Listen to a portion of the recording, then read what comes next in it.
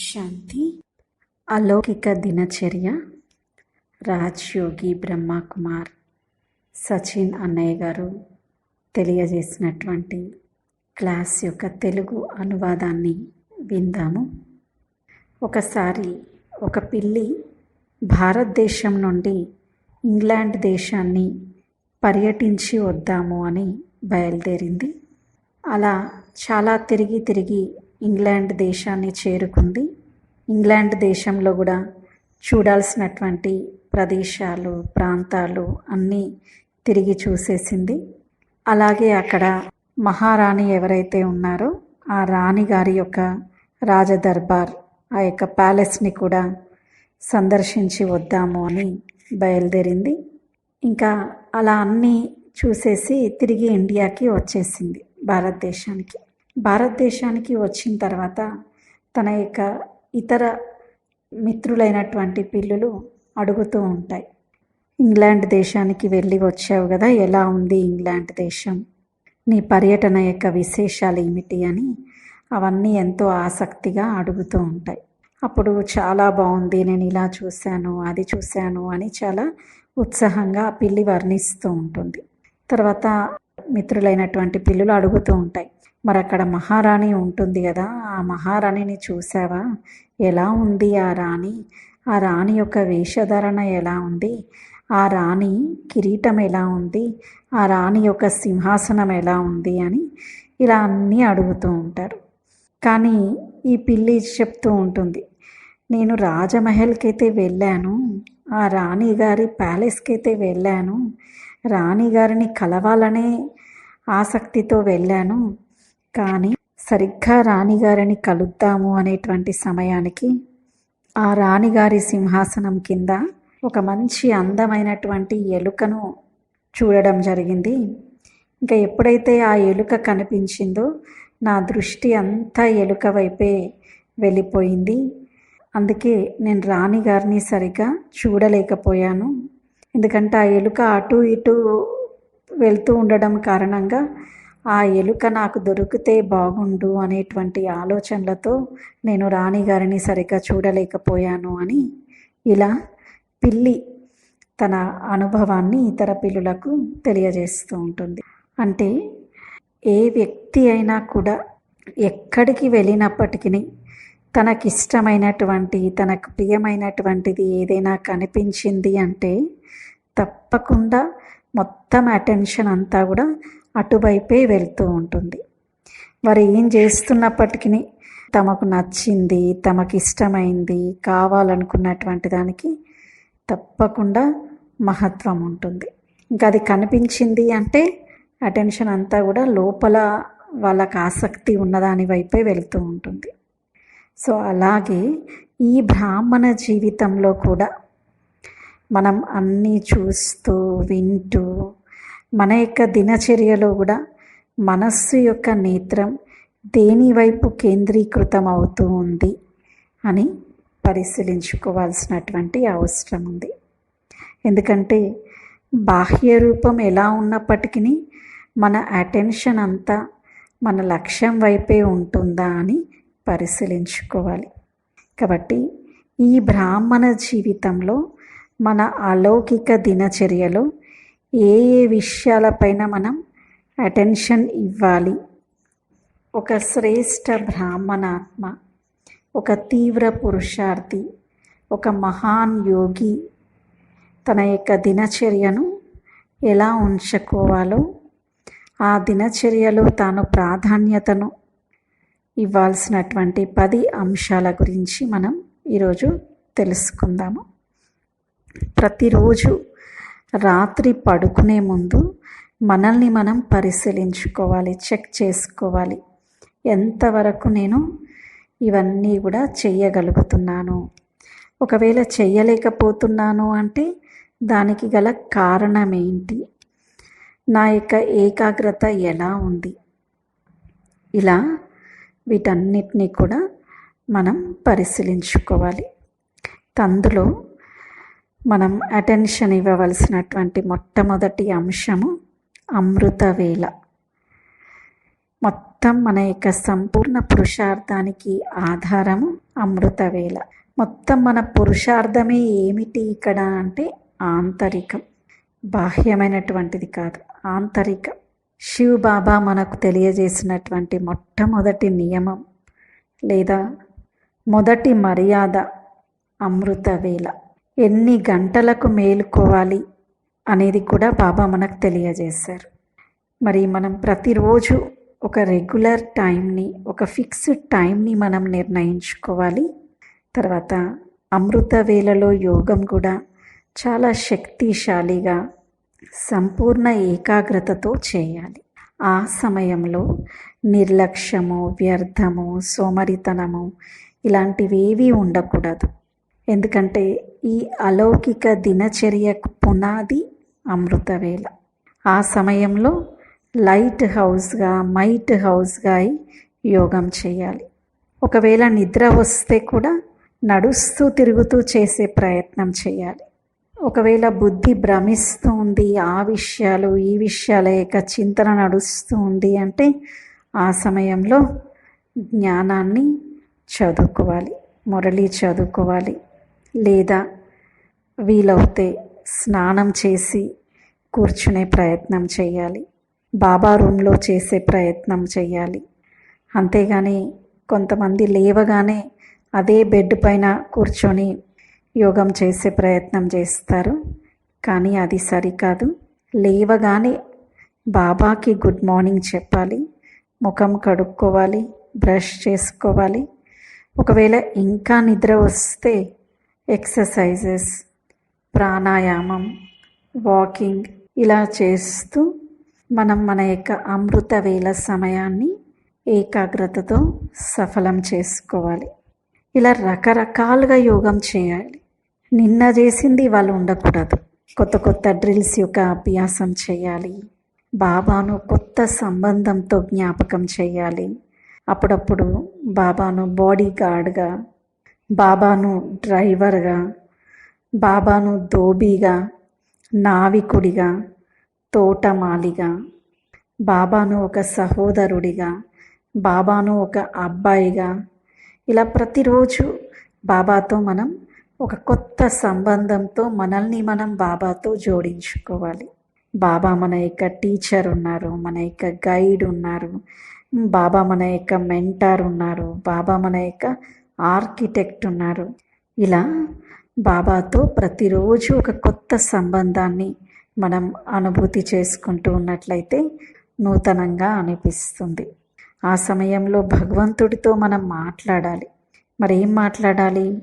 బాబా, నాకు ఇక్కడ నొప్పి ఉంది, అక్కడ నొప్పి ఉంది, మాకు ఈ సమస్యలు ఉన్నాయి, ఆ సమస్యలు ఉన్నాయి, మాకు ఆర్థిక ఇబ్బందులు ఉన్నాయి, మా అబ్బాయికి ఉద్యోగం లభించట్లేదు, మా అమ్మాయికి వివాహం అవ్వట్లేదు అని ఇలా ఈ సమస్యలన్నీ చెప్పుకుంటూ బాబా ఇది ఇవ్వండి, అది ఇవ్వండి అని ఇలా అడుగుతూ ఉండటం కాదు బాబాతో మాట్లాడడం అని. ఎందుకంటే ఇలా అడగడము అంటే అది భక్తి యొక్క సంస్కారం. ఇలా మనం ఇప్పటి వరకు భక్తి మార్గంలో కూడా ఇలా అడుగుతూనే వచ్చాం. కానీ బాబా అంటున్నారు, ఇప్పుడు ఇలా భక్తి చేయకండి. బాబాను చాలా ప్రేమగా, చాలా స్నేహపూర్వకంగా, హృదయపూర్వకంగా బాబాను జ్ఞాపకం చేయాలి. అంటే చాలా మంచి ఆత్మిక సంభాషణ బాబాతో చేయాలి, బాబాతో మాట్లాడాలి. అధికారంతో మనం బాబా నుండి శక్తిని తీసుకోవాలి. మరియు విశ్వంలో ఉన్నటువంటి ఆత్మలందరూ కూడా వర్తమాన సమయంలో చాలా దుఃఖంతో, అశాంతితో ఉన్నారు. వాళ్ళందరికీ కూడా మనం సకాష్ ఇవ్వాలి. ప్రకృతికి కూడా మనం సకాష్ ఇవ్వాలి. ప్రకృతి యొక్క తత్వాలకు కూడా మనం సకాష్ ఇవ్వాలి.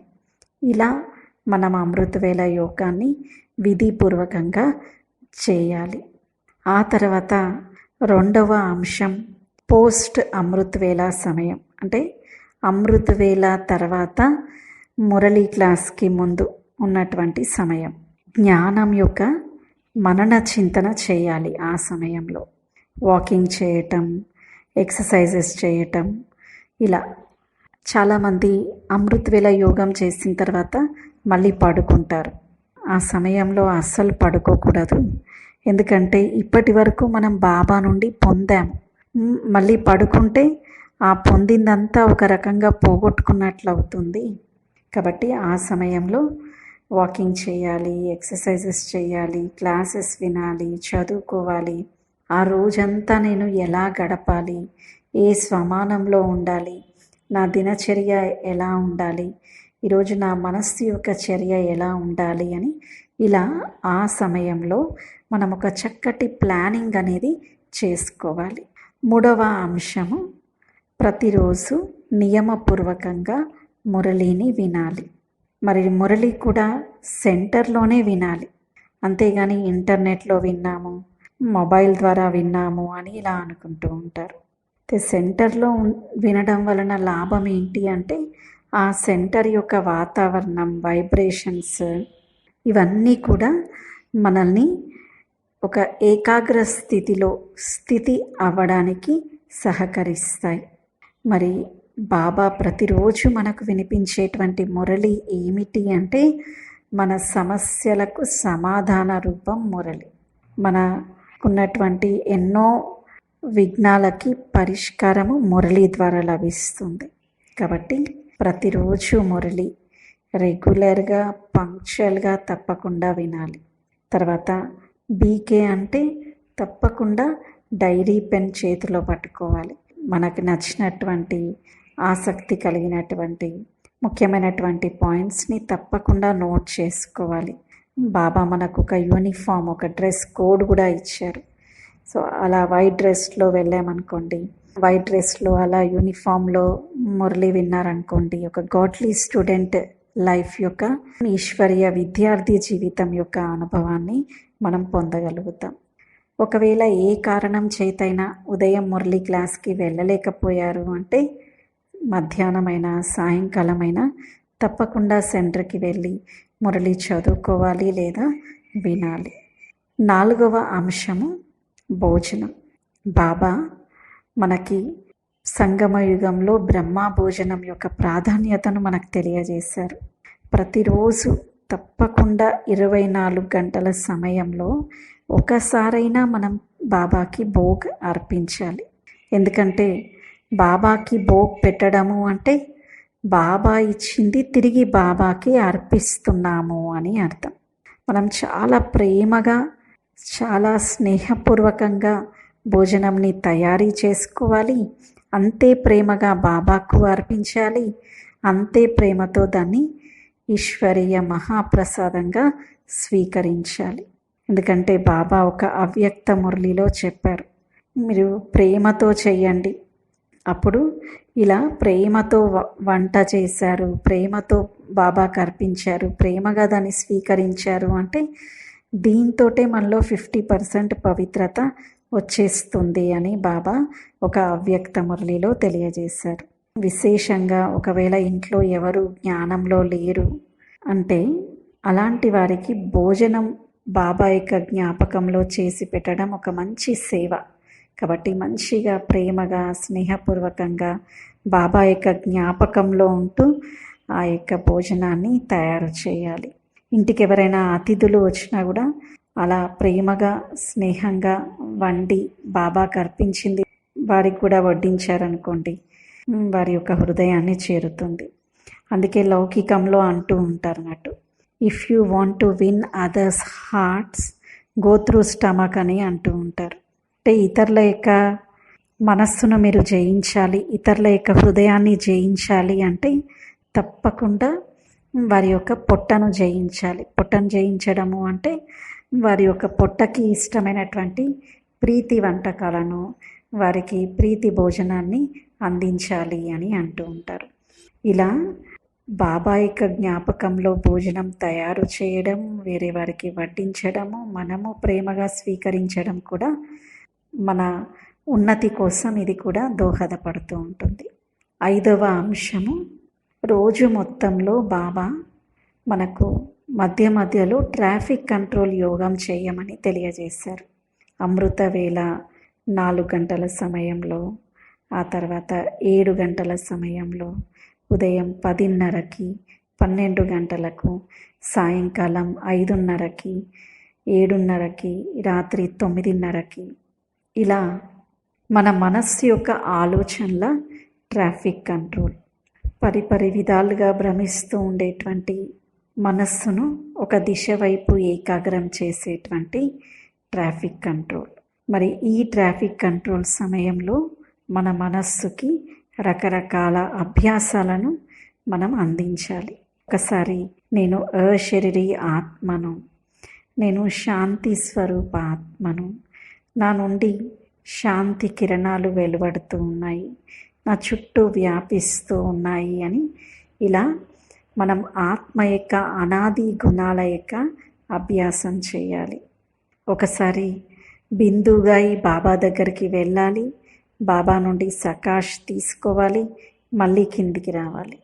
మరొకసారి బాబా ఈరోజు మురళీలో చెప్పినటువంటి జ్ఞానం యొక్క పాయింట్స్ని మననం చేసుకోవాలి. ఎందుకంటే రోజంతా రకరకాల పనులలో బిజీగా ఉంటూ ఉంటారు. సో ఆ బిజీగా ఉన్నటువంటి పనులలో అలాగే ఆ యొక్క పనుల యొక్క ప్రభావంలో కూరుకుపోయి ఉండడం కాకుండా ఆ పనులు చేస్తూ మధ్య మధ్యలో ఇలా మనస్సు యొక్క ట్రాఫిక్ కంట్రోల్ చేయడం వల్ల మనం చాలా తేలికగా, చాలా శక్తిశాలిగా మన మనస్సు శరీరంని లైట్గా ఉంచుకోగలుగుతాం. ఒకవేళ మీరు ఏదైనా చాలా బిజీ వర్క్లో ఉన్నారు, మీ ఎదురుగా ఇతర వ్యక్తులు ఉన్నారు, ఆ పని చాలా అర్జెంట్, అలాంటి సమయాలలో ఆ పని పూర్తి చేసి కూడా ఆ తర్వాత కూడా మీరు ట్రాఫిక్ కంట్రోల్ యోగం చేయవచ్చు. ఇలా ట్రాఫిక్ కంట్రోల్ యోగంలో కూడా మనం ఇలా రకరకాల డ్రిల్స్ ఏవైతే బాబా మనకు తెలియజేశారో వాటి యొక్క సాధన చేయవచ్చు. 6వ అంశం కర్మయోగం. ప్రతి వ్యక్తికి కొన్ని నిర్ణీతమైనటువంటి పనులు, బాధ్యతలు ఉంటూ ఉంటాయి. మనం అవన్నీ కూడా చేస్తూ మన యొక్క ఆంతరిక స్థితిని చాలా శ్రేష్టంగా ఉంచుకోవాలి. కాబట్టి ఏ కార్యం చేస్తూ ఉన్నా బాబా యొక్క జ్ఞాపకంలో ఆత్మాభిమాని స్థితిలో ఉంటూ చేసే ప్రయత్నం చేయాలి. ఎప్పుడైతే ఆత్మాభిమానిగా ఉంటామో అప్పుడు మన ద్వారా ఆత్మిక దృష్టి వస్తుంది, ఆత్మిక స్థితిలో ఉండగలుగుతాము. ప్రతి ఒక్కరిని కూడా ఆత్మ బాయిగా చూడవచ్చు. రోజంతట్లో మనం ఎన్నో ప్లేసెస్కి వెళ్తూ ఉంటాము, షాప్లకు వెళ్తాము, ఖరీదు కోసం మార్కెట్కి వెళ్తాము, ప్రయాణాలకు వెళ్తూ ఉంటాము, ఎంతోమంది వ్యక్తులను తరచుగా చూస్తూ ఉంటాం. ఎప్పుడైతే ఆత్మాభిమాని స్థితిలో ఉంటామో అప్పుడు ఆత్మిక దృష్టి కలిగి ఉండగలుగుతాము. మనం చేసేటువంటి కర్మలను ఆత్మాభిమాని స్థితితో పాటుగా నిస్వార్థ భావంతో ఒక ట్రస్టీషిప్ తోటి చేయాలి.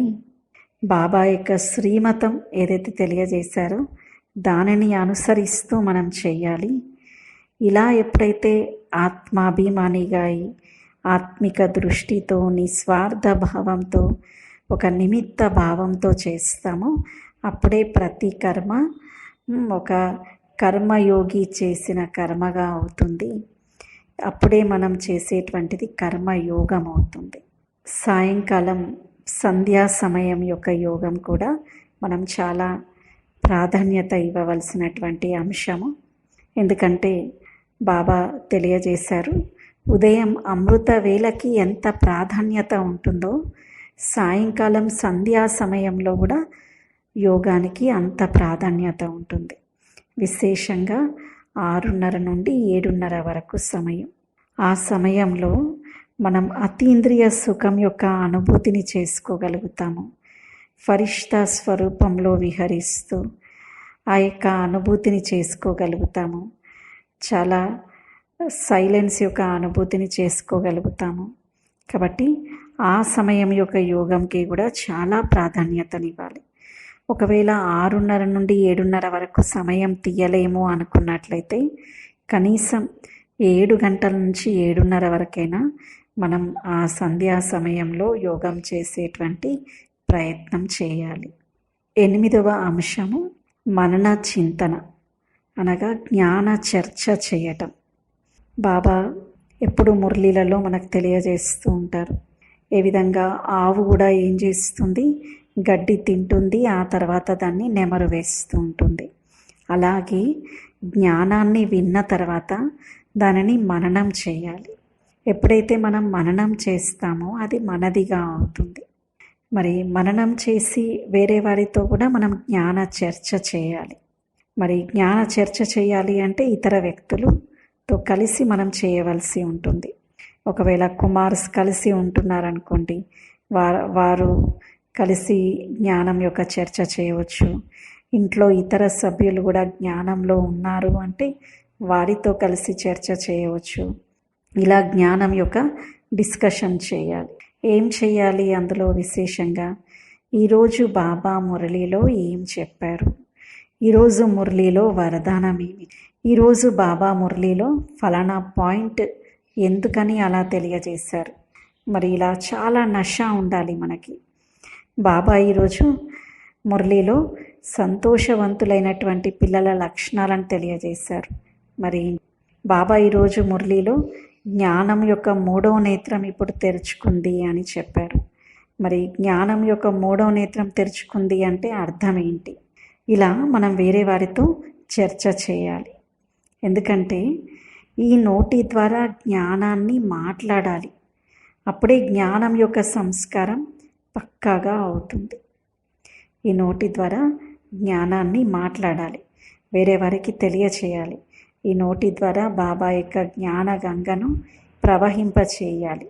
అప్పుడే మనలో జ్ఞానం యొక్క సంస్కారాలు పక్కాగా అవుతాయి. ఎందుకంటే 63 జన్మల నుండి మనకు వ్యర్థం మాట్లాడడం అలవాటైపోయింది కదా. కాబట్టి ఇప్పుడు కూడా మనం అలవాటు చేసుకోవాలి. ఏంటి? జ్ఞానాన్ని చర్చించడం, జ్ఞానాన్ని మనం నోటి ద్వారా వర్ణించడం. ఇలా మనలో జ్ఞానం యొక్క సంస్కారాన్ని నింపుకోవాలి. వినాలి, వినిపించాలి. 9వ అంశము, ప్రతిరోజు రాత్రి పడుకోవడానికి ముందుగా తప్పకుండా ఒక పేజ్ అయినా, ఈరోజటి మురళియో లేదా అవ్యక్త మురళియో ఒక పేజ్ కానీ ఒక పారాగ్రాఫ్ కానీ తప్పకుండా అధ్యయనం చేయాలి, చదువుకోవాలి. అలా ఒక పేజ్ అయినా చదువుకొని మనం పడుకోవాలి. ఎందుకంటే రాత్రి పడుకునేప్పుడు మనం దృశ్యాలను చూస్తామో, ఏది చదువుతామో దాని యొక్క ప్రభావము రాత్రంతా మనసు పైన ఉంటుంది. కాబట్టి ప్రతిరోజు పడుకోవడానికి ముందుగా మనం ఇలా అవ్యక్త మురళి ఒక పేజీ చదువుకొని బాబా యొక్క మహావాక్యాలను చదువుకొని నిద్రకు ఉపక్రమించినట్లయితే చాలా బాగుంటుంది. ఆ తర్వాత ప్రతిరోజు పడుకోవడానికి ముందుగా మన యొక్క అలౌకిక దినచర్య ఎలా సంపన్నం అవ్వాలి అంటే చార్ట్ చెకింగ్ ద్వారా చార్ట్ పెట్టుకోవాలి, చూసుకోవాలి. ఈ రోజంతా ఎలా గడిచింది, నా ద్వారా ఎలాంటి పొరపాటు, ఎలాంటి వికర్మ, ఎలాంటి పాపపు కర్మ అయితే జరగలేదు కదా, నా నోటి ద్వారా ఎలాంటి అపశబ్దాలైతే రాలేదు కదా, నేను ఈరోజు బాబాకు భోగ్ పెట్టాను కదా, నేను ఈరోజు భోజనం ఎలా చేశాను, కర్మయోగం ఎలా ఉండింది, సంధ్యాకాలపు యోగం ఎలా చేశాను. ఇలా రోజంతా దినచర్యలో మనం అటెన్షన్ ఇవ్వవలసినటువంటి అన్ని అంశాల గురించి రాత్రి పడుకునే ముందు మనం తప్పకుండా స్వయాన్ని పరిశీలించుకోవాలి. ఎప్పుడైతే ఇలా పరిశీలించుకుంటామో అప్పుడు మనలో పరివర్తన అనేది వస్తుంది. అందుకే బాబా చెక్ అండ్ చేంజ్ అని అంటూ ఉంటారు. ఇలా ఒక మహాన్ యోగిగా, ఒక తీవ్ర పురుషార్థిగా మనం తయారవ్వాలి అంటే మన అలౌకిక దినచర్యలో ఈ 10 అంశాలపైన మనం శ్రద్ధ వహించాలి. ఓం శాంతి.